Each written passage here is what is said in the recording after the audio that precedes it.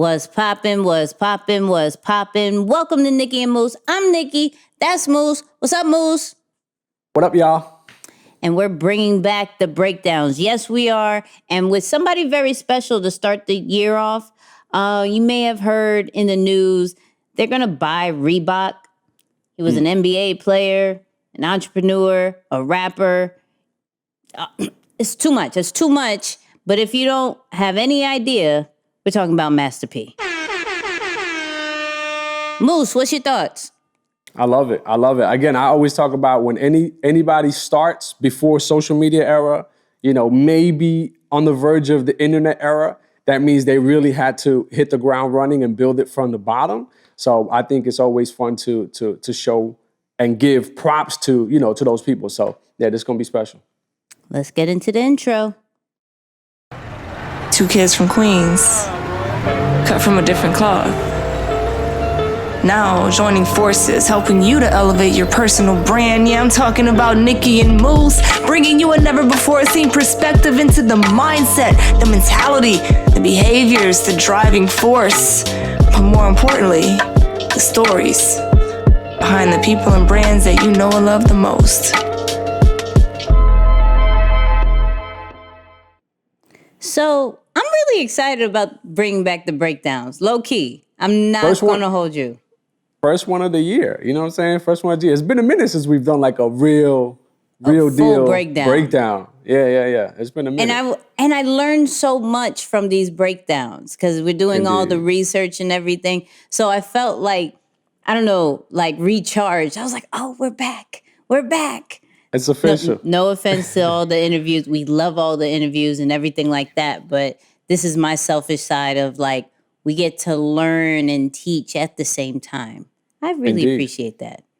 Indeed. What do you think? Indeed. I've learned a lot throughout this format, man. I talked about the whole Mav Carter situation. We had a little in-house communication the other day, and I was like, "Ooh, are we are we making the connection officially?" But it's still in the works. So no, words are powerful. Words are powerful. I'm just saying. Indeed, man. Indeed.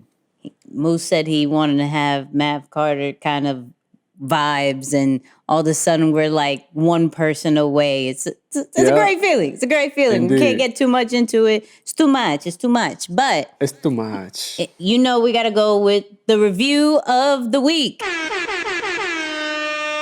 And I've gotten comments real that quick, I butcher these readouts have been hilarious. Yo, I butcher each one. Yeah, these readouts have been hilarious. I saw the clip that was posted. I'm like, oh, I love it. I butcher each one. So this one comes from LVLOLV, I think, or that's a Y, somebody, I don't know. But the title is QGTM. What does that stand for? What does that mean? I don't know. But real people from the real borough in the world. The realest. Oh, see? The realest borough of... Okay, I got to start over. Real people from the realest borough... I can't even talk. In the world. Great and valuable content. Don't sleep on Nicky and Moose if you want knowledge and game. Hey... So I think it's almost an official segment where it's just Nicky messing up the review of the week. I think that's just what it's become. It's a good vibe. It's great. I'm with it. It's great. I guess, whatever. I'm with it. But the good part is that we also do get to bring back the flight assessment. Hey. We haven't been talking about the flight assessment lately. I don't know. For real. Because of the interviews, but... If ever is a time to bring it back, top of the year is probably the best time, right? This is the time to get rolling with it again. So yeah. So for those who all our brand new people, all our day one people, we do these breakdowns based off the flight assessment. Nicky, what's the flight assessment? Don't worry, we got you, right? So the flight assessment is an assessment that we both have taken that has changed our lives, but helps us kind of, I wouldn't say categorize. Do we want to say categorize? Not necessarily categorize, but we draw references. We make connections. We're able to help people be or say, oh, I score, or I feel that I can resonate with this person. Maybe I can follow their blueprint to repeat that or regenerate that success in my own business or brand. See, this is why I go to Moose. So, Moose, in a minute and 30, I don't know, you may want to go longer because we haven't talked about it for a minute. Can you talk about what are the characters of the flight assessment? Absolutely, man. So let me just tell you real quick, the flight assessment summarized in a quick, couple little minutes. First off, this is just based off of the 4 dominant personality types that we know exist in the world. Now, off the bat, all of us have a little bit of each of these, but we also have one that we're very strong in, one that we lead with and dominate with. So to help you make those connections, we use the flight theme or the airport theme, because this is a specific area where all 4 of these are present. So first, you have the pilot. What do you notice about the pilot? The pilot, as soon as they get on the plane, they go straight to the cockpit. So those who score like a flight attendant, when we look at their personality, we know that they're very bottom line, goal-oriented type of people. They literally only worry about getting the plane from where it is to its final destination. But as you are finding your seat, you come across some flight attendants. Now, the flight attendants have a different type of swag, right? The flight attendants are more about the people, right? They want to make sure that you're having a pleasurable experience. They want to get you a drink or help you find your seat, get your bags on the plane. So they're all about using their charisma, their charm to help you, again, connect and just build relationship. When you're in your seat, if you're sitting in a window seat, you're going to look out the window, you're going to see some people in orange, blue or green vests. Those are your grounds crew. Now, these are really the stabilizers. They're like the linchpin in a way, and they help the entire operation continue to flow. So they're getting bags on the plane. They do a lot of different things, but again, they keep everything organized and flowing smoothly. Last but not least, you got your air traffic control. You don't hear these people, you don't see them, but you hear of them, right? Pilots always coming on the intercom like, hey, air traffic control said we next in line to take off. So these people are in the back end somewhere, but they're really strategic, right? They're analytical. They think about how do my decisions today impact our future tomorrow? But you bring them all together and there you go, flight assessment. Shout out to Moose with that breakdown. So we're going to try to figure out what Master P is. So keep in mind with what Moose said, because we're going to always reference here and there what we may think. And at the end, we're going to kind of give our perspectives of what we think Master P is. But getting right into it, right? I realized that I have so much more respect because, for one, he's talking a lot about ownership. I don't know if you noticed that. He's talking a lot about ownership, and that always gets me excited because now I'm like, yay, 2021, I got to get real back on that whole vibe. So first clip is a little bit about ownership. The first 2 is going to be about that. So let's get right into it. Me going saying, I'm going to spend $1,000 with a shoe company like Nike or Gucci or whatever. I'm going to invest maybe 10 grand and create my own. Right. And then if I sell enough, I don't have to sell a lot. I already made my money back. Right. I created a brand. Now I have something to market. Absolutely. Besides, even if you're in the music business, besides just the music. Absolutely. Because I tell people all the time, product outweighs talent.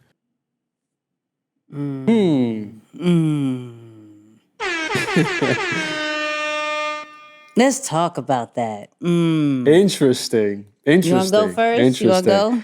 No, I'll let you take it because I may have to take a devil's advocate approach on this one, but I'm curious to know what you got to say about it. Okay. Yeah. So all right. You may have a devil's advocate. All right. That's interesting. So first off, I love the topic of ownership, right? And I love what he said as far as like we spend the topic before, if you haven't seen that T.I podcast episode, was, how to spend money, right? And some of us have a hard time figuring out smartly how to spend. We'll spend money in, like he said, the luxury brands, but are we spending money that's going to put money back in our pockets somehow, some way, right?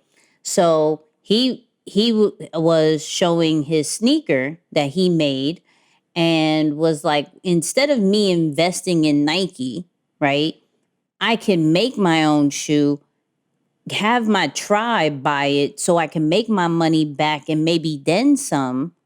So I'm still rocking sneakers that I would want anyways while making money about it. So thinking about from just that standpoint, without going into the last bar just yet, I think that's genius. And I think we've had a conversation about it where I even was like, I just spend this amount of money on Black Friday, this amount on a random sale, this, that, and nothing's coming back to me or truly is any kind of ownership towards me, but I'm rocking their brand.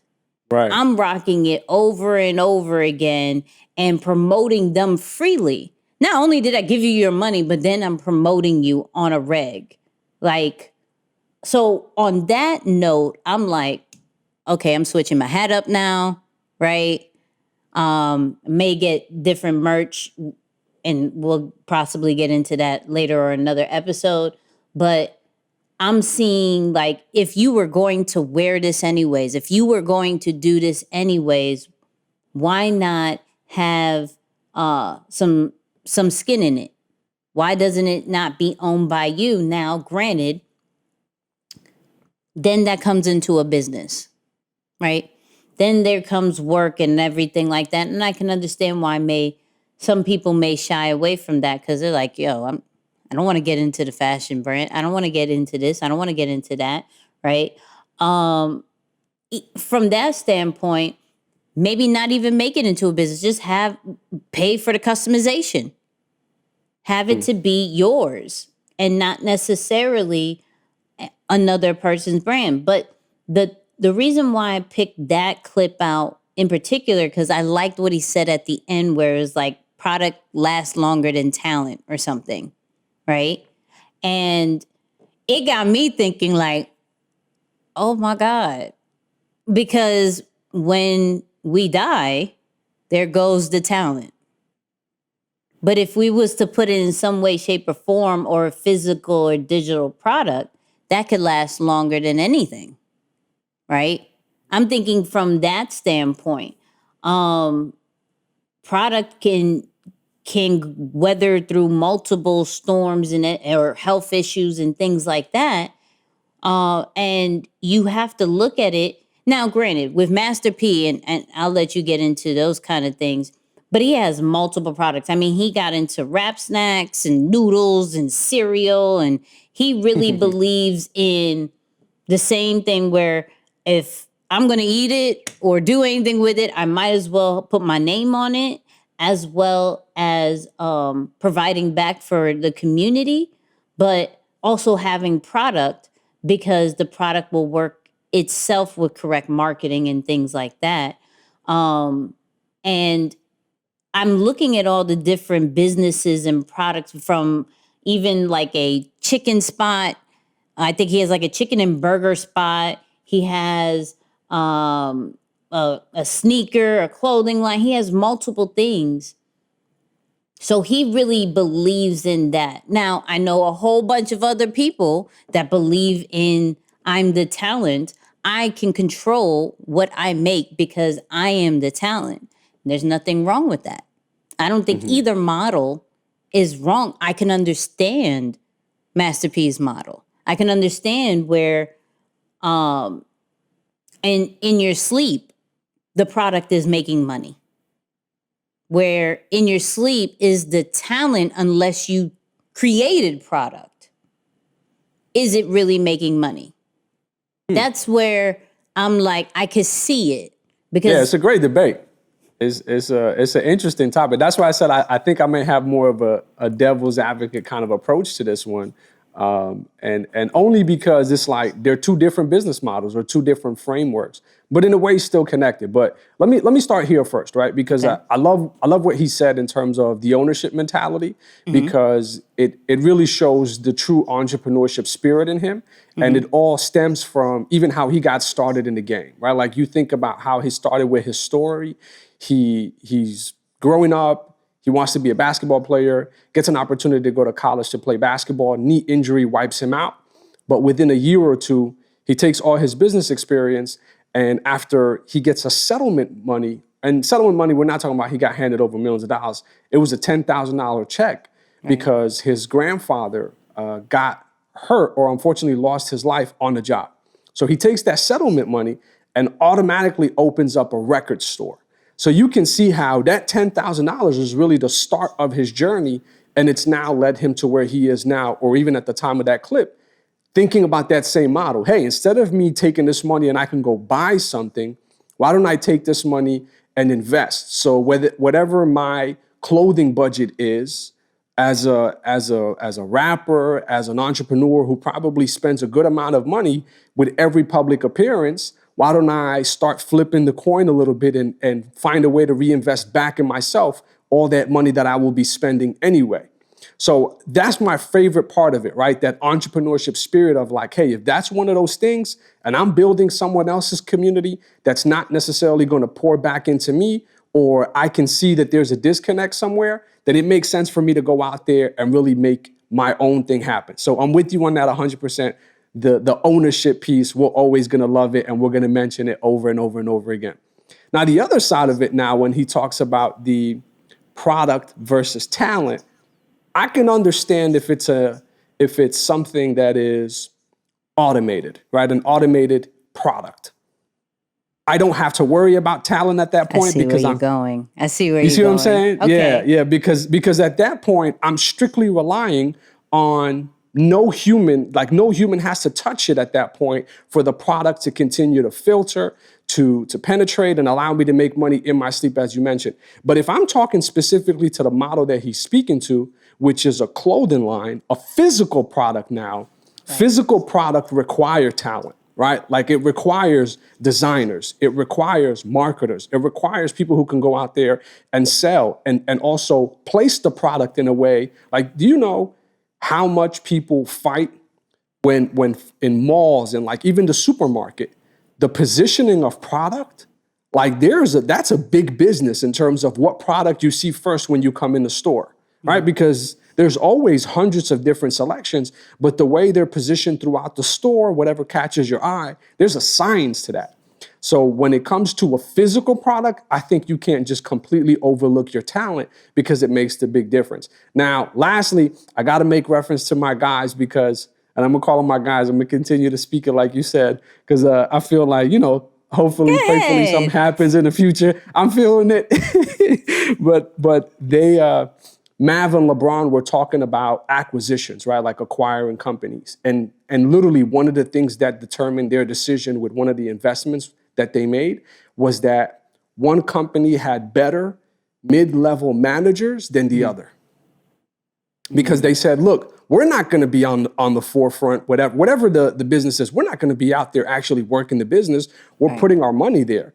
But there's human capital, right? That's a form of capital that's just as important as monetary capital. So they were kind of speaking to the importance of having a talented management system as well as human capital that can carry out and make sure that your investment is protected. So yeah, that's my piece that I was like, okay, I'm with you on that, but I can't completely give you the check off like, yeah, that's the way to go. So devil's advocate to your devil's advocate, right? Double. So not saying they're not talent, because I don't want to downplay any human, but if a CEO doesn't necessarily have to be the face of the product, right? Doesn't necessarily push out, ship, package, any of that the employees or the people put in those positions to work those titles are technically the system, right? Is that not semi-automated? Like clearly automation from a digital standpoint is literally a press of a button and we're done, right? But to say you're not pressing a push of a button for some of the packaging or a push of a button for UPS and every other postal service to come pick it up, is that not a sense of system, an automated system, even though it is a physical product?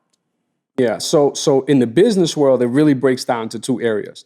That the part that you're speaking to, that follows more into the delivery of service, or in this case, you would call it the delivery of product, right? Yes. So that's the manpower that is tied to the delivery of product. Where in that case, yeah, it can almost seem automated. As long as you have people who are proficient enough to just print labels, package, ship them out, drop them in the bin, then for the most part, it can run efficiently.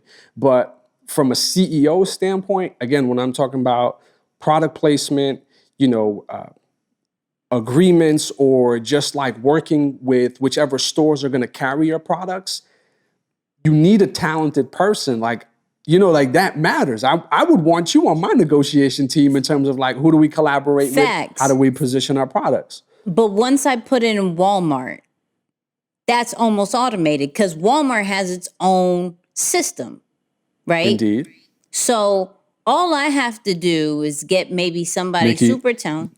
Huh? Nicky's getting spicy. I felt the voice. Nicky was like, hey, but if I put it in Walmart, though. Wait, no. I'm kidding.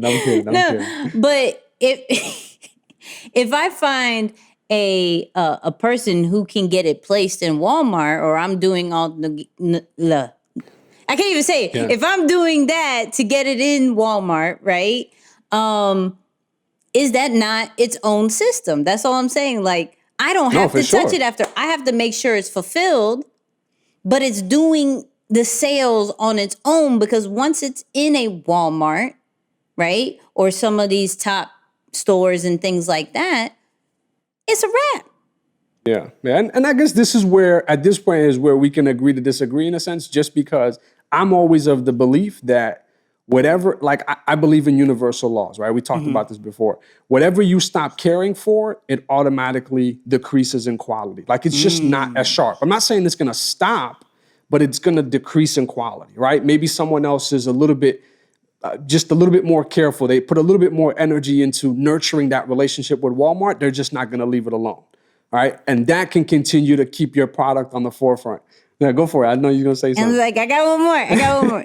So, is even a digital product deemed automated or not, if you have to find somebody to maybe set up the system, find somebody to promote it, a marketing team with ads and stuff like that? Like, is that the same kind of vibe? I would say yes, to be honest with you. And you could probably speak to this better. And I think this is great information for everyone listening, or even those who are watching on YouTube, because you think about, even with a digital product, there have been plenty of times where you have to be in conversation with even like our ads person to turn on and turn off ads based on, certain holidays or when things are coming up. So to say that something can be like truly evergreen or completely automated, I think is almost a myth. I want to just go out and flat out say that, because it's going to require some level of maintenance. You may not have to show up for it 9 to 5 and commit a whole amount of time to it. But, for some people, it could be an hour a week. For others, it could be an hour a day. But if you think about it from a trade, like a trade for ownership for your own product, I'll trade an hour a day to keep mine, my product, either physical or digital, at the top of the charts. I'm not really disagreeing with Moose. I just felt like it was a good conversation to have. It was great. I like that. Yeah, it's good stuff. But let's go into the second one. So shout out to all the YouTube people. You saw in the clip that he was holding his sneaker. I think what is it called? Like Money Gotti or something. Minotti, yeah, okay. I know Minotti. It was like the Bugatti of sneakers or something like that. That's why he called it that. But we're going to talk about him bidding to buy Reebok. That is interesting. The reason why we're doing this episode is because buying Reebok, that's crazy. But let's get into it. Opportunity to get a brand that has some equity value still left in it, and that's out there that we can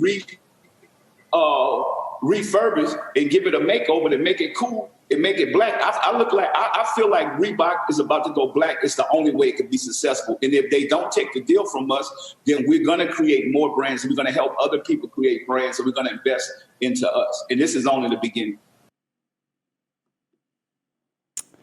So, you want to get this one first? Sure. Yeah. So it's interesting, right? Because I was reading up on the numbers. The first thing you hear him talk about, there's still value left in the company, right? And I think that's important because for anybody who is acquiring a business, it shows just how his mind works, that he's not just going out for the sake of an ego-driven mission, although it's a very credible thing to say, like, we want to purchase this company or this brand so it can be black owned. That's a credible thing. But it's not an ego-driven mission to the point that I'm willing to overpay, right? And I think some entrepreneurs out there will often allow their ego to get the best of them, that they're now overspending, right? And in a way, cutting their margins, or driving themselves out of positions where they can really turn the dial, because it's that power flex. So I like that he speaks to, which clearly it shows his knowledge of the business, that there's still value in it. So the backstory to that, just for those who are interested in numbers, is Adidas owns the brand.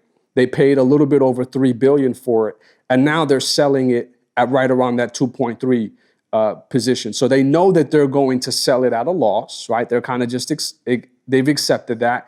And now this is where he's creating that buffer, or kind of doing the math and say, okay, well, if they bought it for 3 and sold it for 2, I have an opportunity to kind of catch that 1 billion in an evaluation marketplace. So yeah, I think that when I listen to someone speaking in that way, it shows that his heart's in the right place. I want to bring it back for the community, but simultaneously, I'm not just going to be out here, doing it for the good. I know that the numbers match too.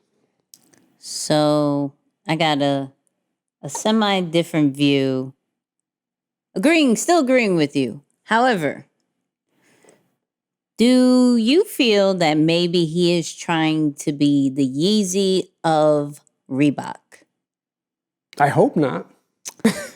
So I hope not. So bear with me with this, right? So he talks about his sneaker, right? And in that same interview, he did bring up Yeezy with Adidas and everything like that, but not from the standpoint of like ownership, but that, he wants to open it up for other designers to come in, like big name people to be a part of Reebok. If you've seen lately, Reebok has a deal with Cardi, and everybody's been knowing that Allen Iverson has been on Reebok forever. Now, one of the points that he was trying to make was that Allen Iverson should have been way bigger in the sneaker game than he is or was, right? To be the top player at the time. And like, we were still buying AIs, but not the marketing that it should have had, right? So he's seeing all the mistakes, and he's like, look, let's look at just history when it comes to sneakers in itself, right? Black people, the minorities, we buy them. It would only make sense for that to happen. I think Puma I think Jay-Z has a part of Puma, or is associated with Puma somehow, some way, for that same reason. Like, minorities just buy sneakers. It's part of our culture. And so if you're really trying to save Reebok, it would only make sense for it to be Black owned. Now, what I did love is how you said he understands the downfall of Reebok. And so, yes, they're bidding at a 2.3 billion, but he's not going to pay it. He's not going to pay that. He understands that without the culture and without certain connections, it's going to flop even more. Right. Reebok has not been on the top of the game for the longest, right? And to have not only one of the most respected hip hop, moguls owning it, as well as an NBA player, which will now bring hip hop and players together for Reebok.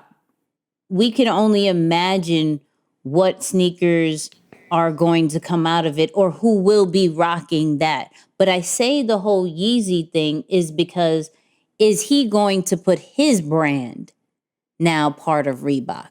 Because using the machine that Reebok already has, regardless of how strong or weak it is, it's still more than what he maybe could possibly do on his own, at least from a shorter standpoint, right? This is a machine that's already there that knows how to distribute from a large scale, right? Even though his brand is a luxury brand, let's combine it.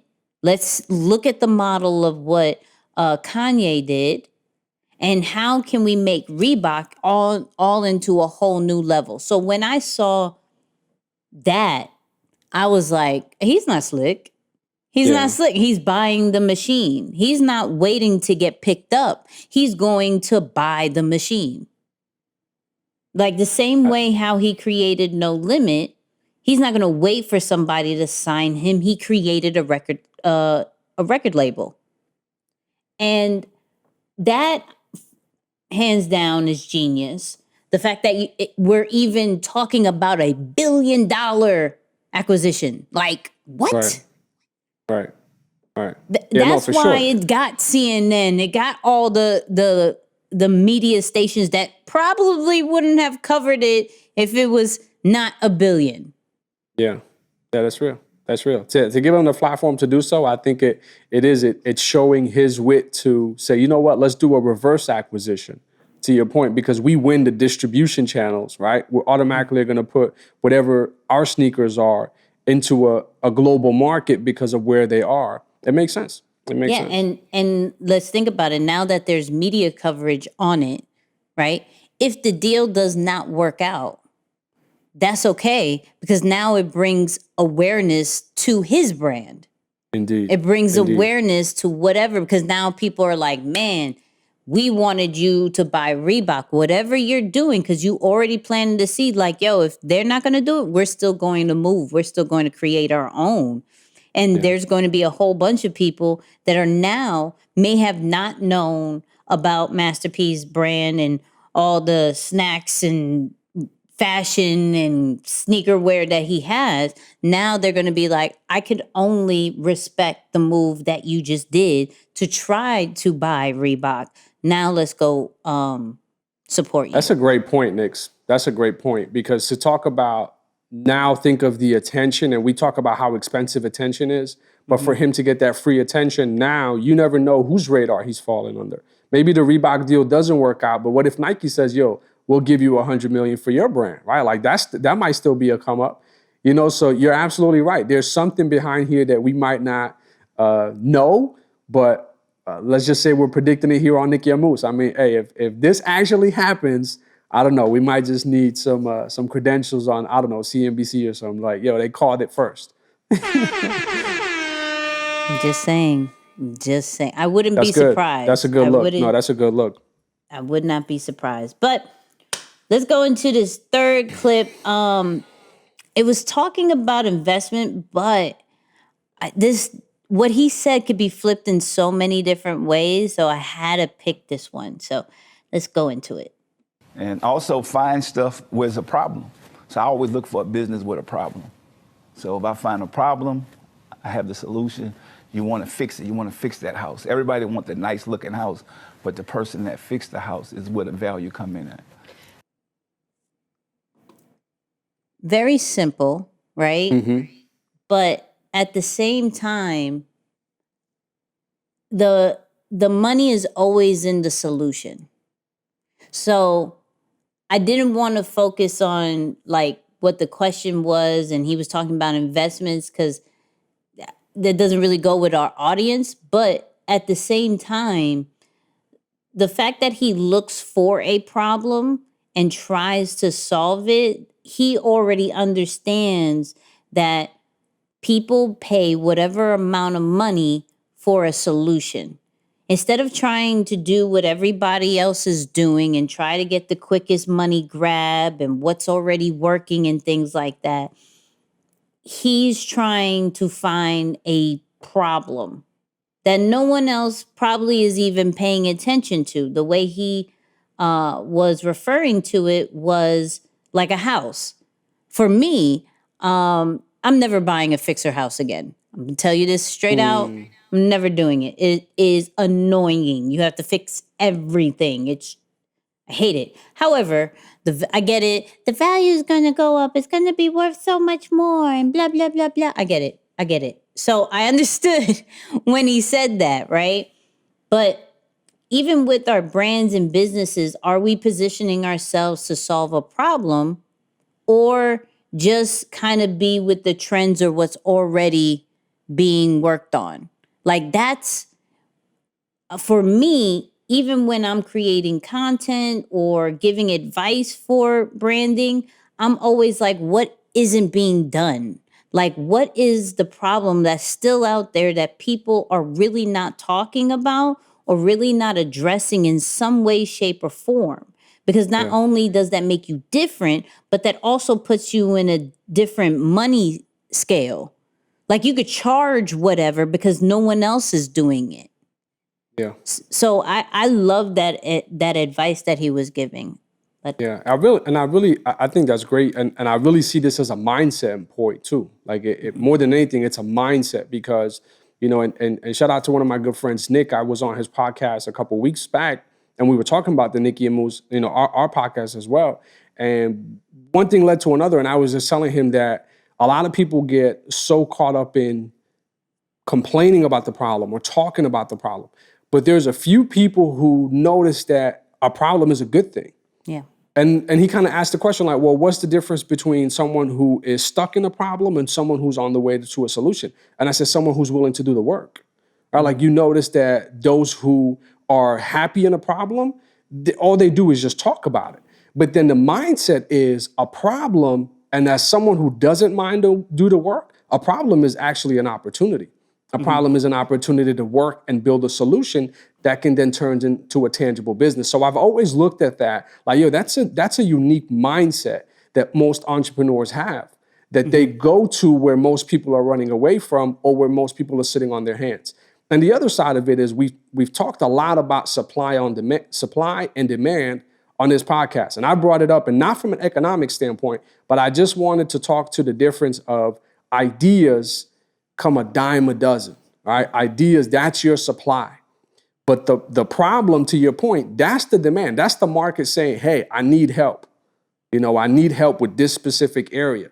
So if your idea, the supply, doesn't have a direct person or problem that it meets in the marketplace, you gotta not, because I do see like in today's era, especially with how cool entrepreneurship is branded, people just want to do it. And they're starting companies or brands just for the affiliation, like just to the association to say, yo, I could give myself the title of CEO of XYZ brand. It's just like I'm just gonna get incorporated for the sake of a title. But it's like, man, do it right, do it for the right reasons. And I think that's what you're seeing here from Master P. Yeah, that's good. That's good. This next one, though, I'm really excited about. So to set it up, this one was done in one of the interviews that Sway did. And we're talking about investing in yourself, right? We've talked about products and services and blah, blah, blah. But the way I'm going to just play it. You'll understand. Knowledge is money. So I'm gonna give y'all the blueprint. You got to take some time to come. I spent $25,000 with Michael Jackson attorney in the 1990s just to get some game. The man said, "Look, P, if you want to come up here and talk to me, it'll cost you $25,000." I said, "Man, that's a lot, but here you go." I be up there. I went up there. That's how I got the distribution deal. He said the only deal you could get is an 85-15 deal, distribution deal, but you're gonna need $200,000. I'm like, damn. I just spent $25K to know I need 200 more grand. Yeah. So you got to realize we have to educate ourselves. Man.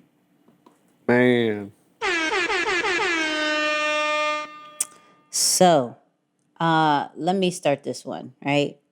So, first off, 25K is not light, okay? Right. Just to talk to somebody. It's not even, so backstory, real quick. Master P wanted to know, how did Michael Jackson make so much money in the music industry, right? So what he did was look up everything about Michael Jackson and went to find his lawyer, right, who was making the deals for him. After the research and found out who it was, he contacted him and he was like, yo, I would love to just sit down with you. My man said, yeah, sure, 25K to even have a conversation. Like, I'm looking at my whole life, first and foremost, like, I'm about to charge you for every word that I say. This is crazy, but neither here nor there, right? So the great thing about paying for that is the results that it had, right? He was able to have access to something that lasted, like that created generational wealth.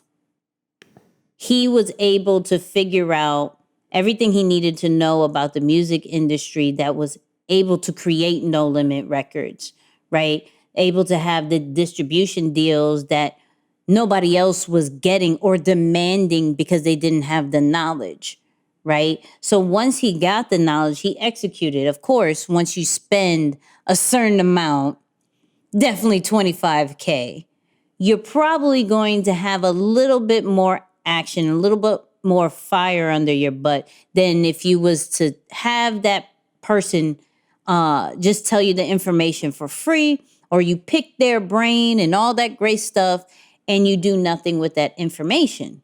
So he took that, spend whatever, how much more that the guy did suggest, and created millions. So though he may have thought at the time, yo, 25K plus maybe 200K, that's a lot. But the results that it produced, because he invested in himself, because he invested in the knowledge of duplicating certain things as far as the distribution deal, it was worth so much more that he would do it again times 5, you know?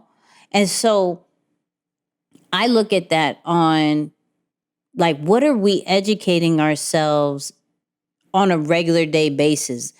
The thing with Master P is that he's really big on teaching people about finances, about the economic side of things, right? Because I believe that our culture is just not well versed in it compared to others, right? So he's really big on that. He was challenging people like, look, once a week, read about economics 1 hour. 1 hour. Buy something, invest in that, and you can see how much money you would be saving and making if you just understood how to manage your money right. What to do, what different accounts, stocks, all that great stuff. And that's stuff you wouldn't expect to hear from like a hip hop mogul like him, but he's really big on that. Why? Because he's received the information. He, studied, and he isn't ashamed to put money up to get the information that is going to be able to create more. So, yes, there is a lot of free information out there that can help us start certain things. But to get to millionaire status, that's going to cost. That's going to cost, or it's going to take you a very long time. I'm not going to sit here and say that it's not possible, but it's going to take a very long time if you haven't invested in education. Not in systems, not in all that just yet. You have to educate yourself first and foremost to know what systems you need, to know what people you need to connect with, to understand if certain people are in the right place or not, or if this deal is good for you or not. The lawyers that you may need, right?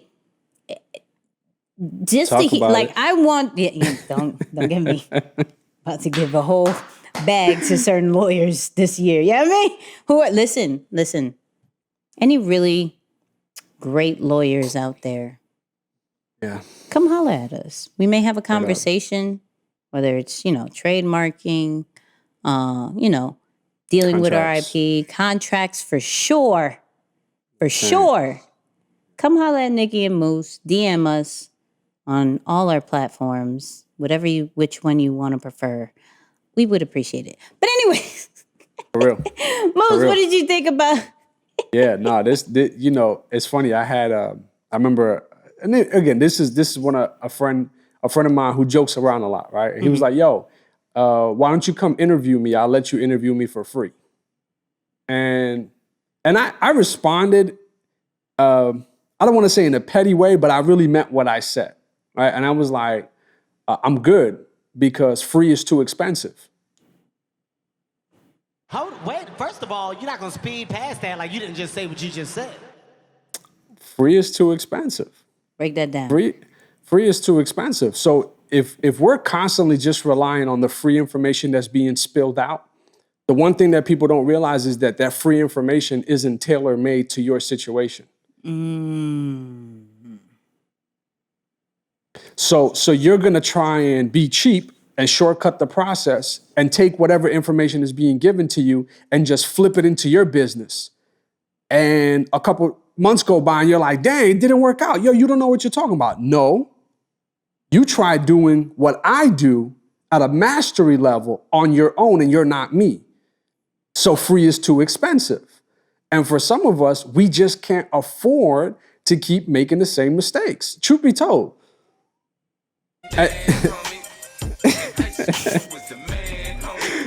Yeah, we getting turned up on the first one of the year. Welcome to episode 15, y'all. Yo, yeah, shout out to episode 15. Moose just made me want to spend a whole lot of money. Ready to Between cough it up. Master P and Moose, with that right there, I'm about to spend a lot of money in 2021. About to spend a lot. It's For real, crazy. man. For real. Nah, but I will say this. At the end of the day, and for those who didn't listen to our last episode, man, I love what Inky said, and we gave so much credit to him because this is somebody who is one of the best in the industry, but still walks off of the stage and takes notes. And, when we asked him about it, he talked about the importance of continuing to be a student. And that's what exactly Master P is saying here. It's like, yo, continue to learn, educate yourself. You're a student of the game. Let me give you the numbers behind this, Nick, just because I want people to see that $25,000 investment. Yeah. And although at the 90s, you could be like, the $25,000 investment on information is expensive today, but imagine what that was worth in the 90s. Yes. Right? Oh, let's my God. Let's not forget about that. That's nearly 25 years ago. Yeah, that's nearly 25 years ago. But check this out, right? So let's say he spent that 25 grand. So here's what he did. Between 92 and 98 alone, in those 6 years, No Limit Records sold $120 million worth of albums. All right? 80 million albums, $120 million in 6 years through that record. So you could easily let's just start estimating. He turned 25 grand into 100 million. Fair to say.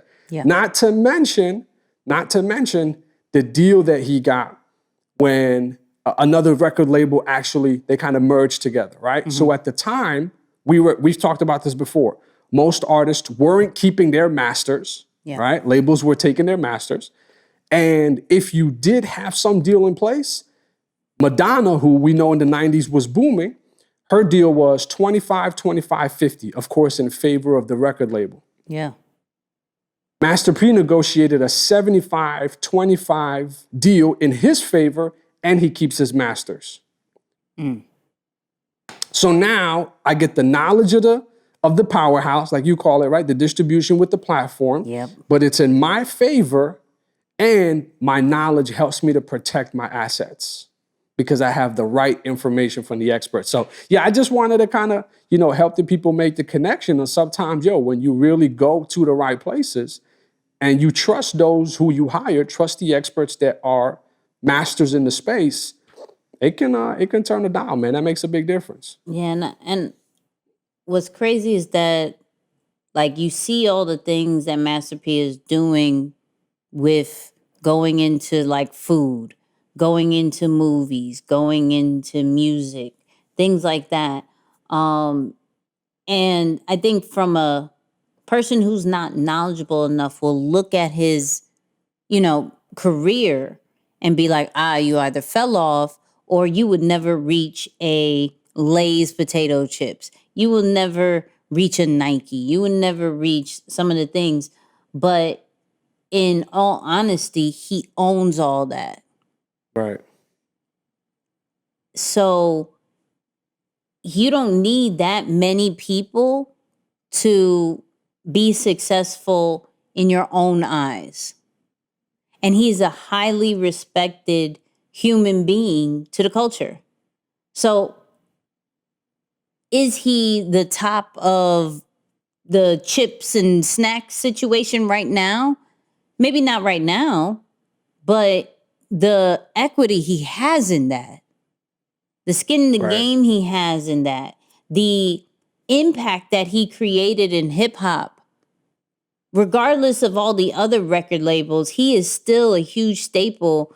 And we do have to recognize what No Limit and Master P has done. I think that's huge. I think if you look at it from that standpoint of, yes, there are other artists, there are other entrepreneurs that have made more than me, that may have gotten way more recognition than me, but I own everything. Yep. It cannot be taken away from me. It cannot be sold to somebody else. A lot of the artists right now, their masters are being sold. Not by them. Yeah. So, and it's a huge situation. Like Master P can hold on to that for as long as he wants and sell it if he wants to, or pass it down to his kids, or pass it down to his grandkids. He can do whatever he wants. I think that alone, like, you have to switch up your thought of maybe being competitive, but what is your definition of competition? Right. Just to be on the charts and say I'm number one, or to own everything and say I'm good? I think that's like, that got my mind like, do you really need the machine? Do you really? And then down the line, could I buy a machine? Thinking. Big boss talk right there. Yeah. I mean. Love it. Oh, and side note, for everyone who listened to last week's episode, episode 14, I'm sorry for all the air horns. What a sincere apology that was. Yeah, I'm sorry for all the air sorry. Somebody texted me. It was like, "Man, you dropped mad air horns." I was like, I didn't know what else to do when Inky says something deep. I just don't. It was too many of them. I apologize. So I'm sorry for doing them. They're not going away though. But I'm sorry. Okay. But anyways, let's get into this last one. I always try to end the breakdowns with something deep to impress Moose and everything like that. Hopefully I did it. But I think everything that Master P's been saying is like deep, so it's like, it's weird to me. Right. So, but I'm gonna try. When you have $1 million, mindset, you have to turn down money. It's not about the money. You can't work for the money. The first deal I got, they offered me $1 million, and I had to realize what my value was. So my value was more. I thought back in the 90s, if I take this record deal and they give me $1 million, how much am I worth?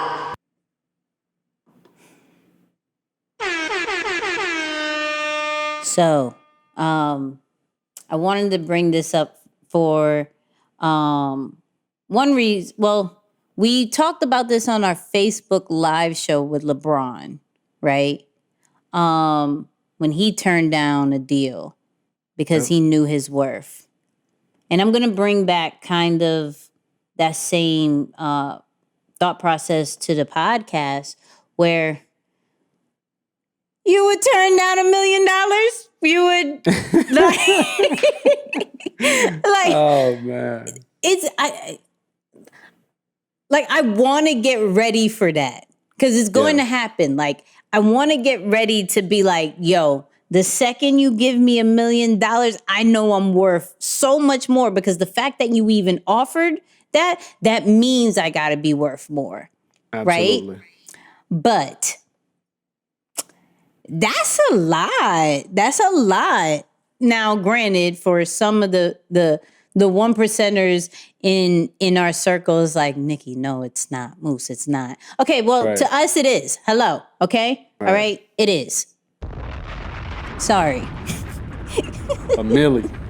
$1 million one shot. But I do like the fact that if you already have that kind of mindset, you already know that you're way more worth than a dollar amount, period. Right? You have to, now it could allow you to look at certain deals and negotiations with a clearer mind instead of just the number. I think when you're approached with something like that and you've never touched that, never even heard that, you could get very clouded by the number. But what does it take to make that? Why are they so quick to give you that as the first number? You know, because everything can be negotiated. Yeah. So that doesn't mean you have to take it. That means they see that they could probably make way more than $1 million if they're offering you that. And that's like, I pray to have that clarity when it comes. Like, I pray to be like, that's real. Okay. So what does this mean? Like, what am I getting besides the money? What are deliverables? All that great stuff. Like, what? I would love to have that clarity. I know at this moment, I may be a little clouded. I may need somebody else. Yeah, she said, I don't know. I might just take the $1 million. I may need somebody, but that's the great thing about being aware, is that I know if something like that was to happen, I would need somebody else. Wow. I would need somebody else, especially depending on who does it, like who gives me that deal. The name alone, I might be like, yes, here. You want to lower it down? Like, it doesn't even need to be. I don't want you to spend that much. Right. I'm looking out for your pocket. Right. Like, if Jay-Z was to hit me like, Nicky and Moose needs to come through here. You sure? You don't want to smash this? Let's just have the conversation. Moose, I'll get right back. Hold on. Let's just have but I know that right now at this moment, I would need somebody else. But I pray to have that clarity because it's going to happen. So if you don't have that clarity of having that mindset that you're way more worth than any amount of money, like, I could say that. By all means, I could say that. And I could believe it. But when you get hit in the mouth. Oh, yeah. Things get real. You know what I mean? Oh, yeah. Let me hit in the mouth with $1 million. Oh.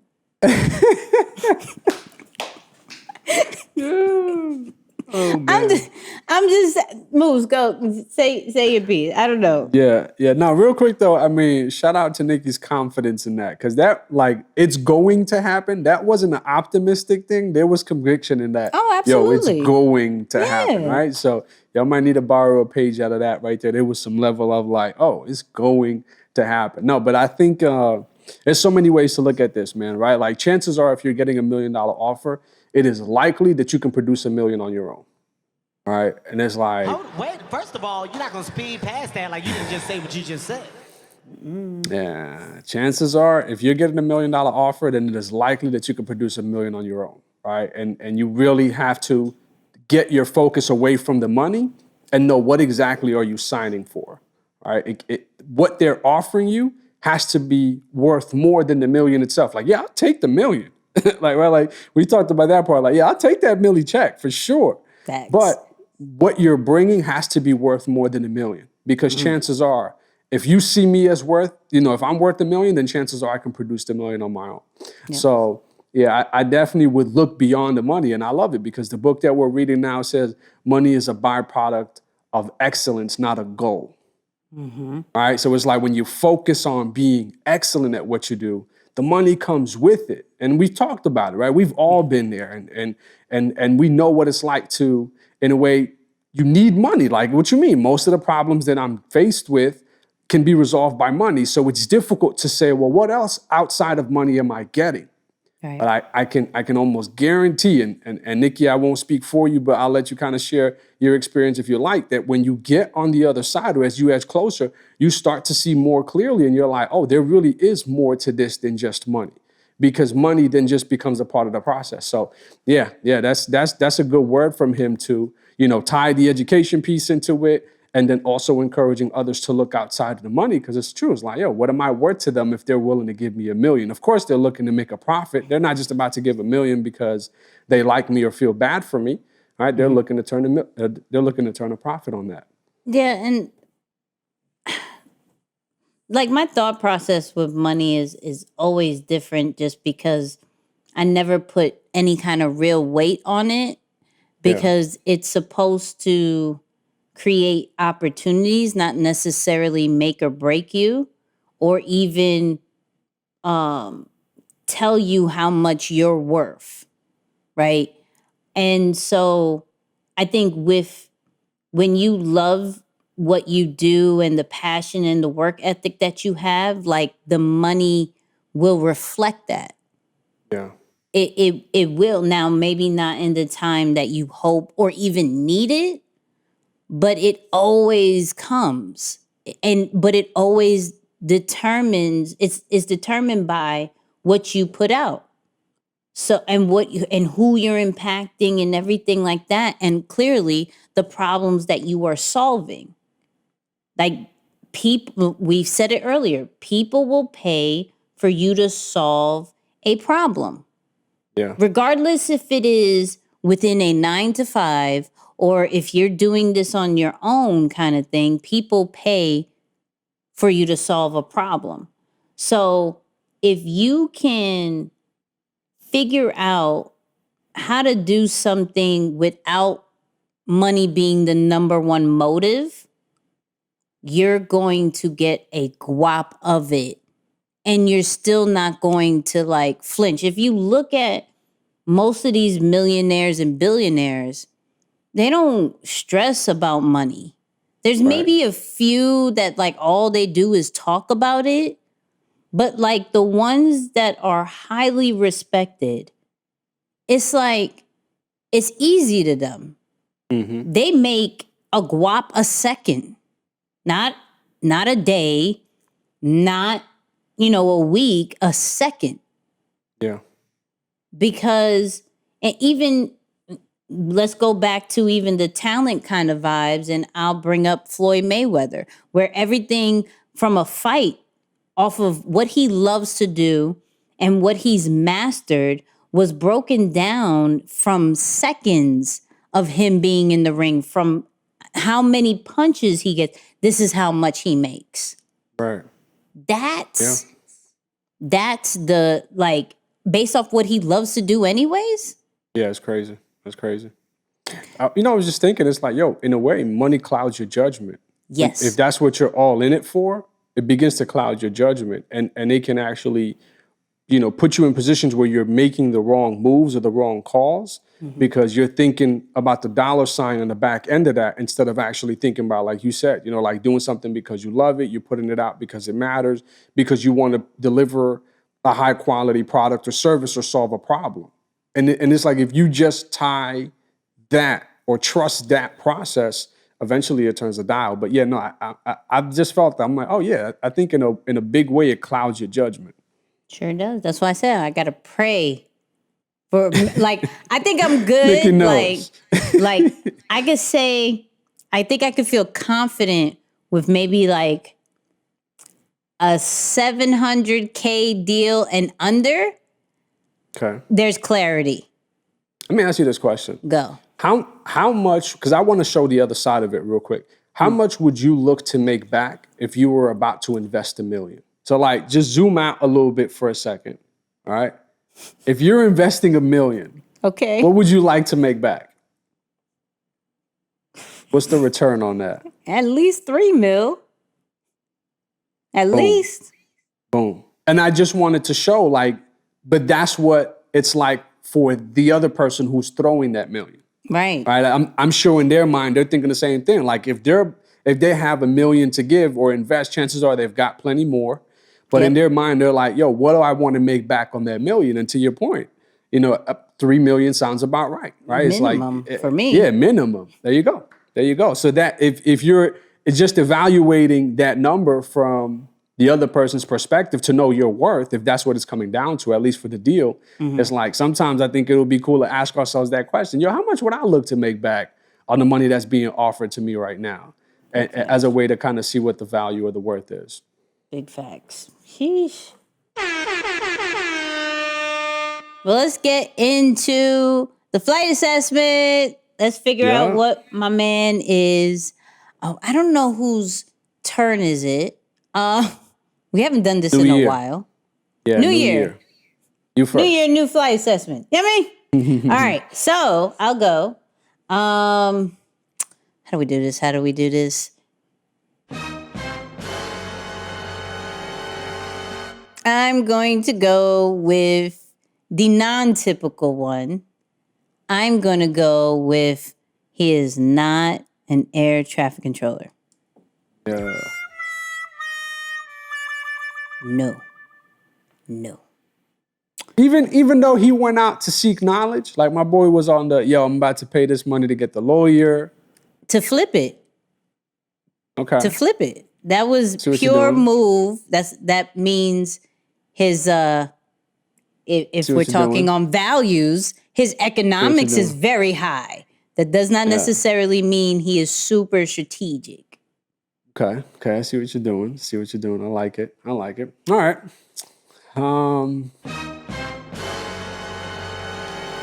Who you got? I'm going to say he is not a grounds crew. Oh. You didn't feel warm and fuzzy. You didn't feel like he does a lot of community stuff. He does a lot of community. Everything he does now is to teach other people. That didn't give you ground crew vibes, and no? Well, I wouldn't say right. I mean, maybe now, but based on the majority of his startup, nah. No grounds crew. All right. So, top two, depending on if you're watching this on YouTube or podcast or whatever, top two that we have is clearly the pilot and the flight attendant. I already know what I feel in my heart what he is. However, he does have a lot of flight attendant vibes as well, meaning from the flashiness, as far as when he first started rapping, he realized that everybody was dark, like NWA and all that great stuff. So he was like, yo, can you create a logo like my Rolex, which was all diamond out? And his whole thing was, I'm going to be very big and flashy because I want to make myself different. So that alone was like, oh yeah, you got those vibes. However, based off this whole thing and how he moves and everything like that, I'm going to say my man is a pilot. Yep. Do you It's agree? been a business heavy, yeah. It's been a business heavy lesson where a lot of the moves date back to some sort of, business move where you can really say, okay, yep, I see the way of a pilot for much of this. Yeah. Yep. And if you agree or disagree, I can't even talk. Hit us up on social media, Nicky and Moose on Instagram, Twitter, and Facebook. We're all there, and it's because of y'all. But this was great. I feel so recharged. I love these I love it. things. Yeah. We're yeah. going Good to bring more conversation. people. Don't get it twisted. I have a few people in the tuck ready. But we're gonna do some more breakdowns. We may do one more of like relevant and current things. We kind of tied it in today with the Reebok situation, depending on when you hear it. It could be relevant, it could not. But Moose, how you feel about it? I like this. I always enjoy the dialogue, between us, and of course the information that comes out of this, man, is always priceless. It's like still relevant, like just to the business fundamentals and all of it. So yeah, it's good stuff. So you already know what this means. Moose, final words. Oh man, I'm gonna go back to that one that I said earlier, man. Free is too expensive, for real. All right, free is too expensive. It's a new year. And it's gonna cost you too much to hire somebody, to learn from them or whatever it is, and do the work that you hired them to do. All right, that just costs too much. So go out there, get the information that you need, and level up.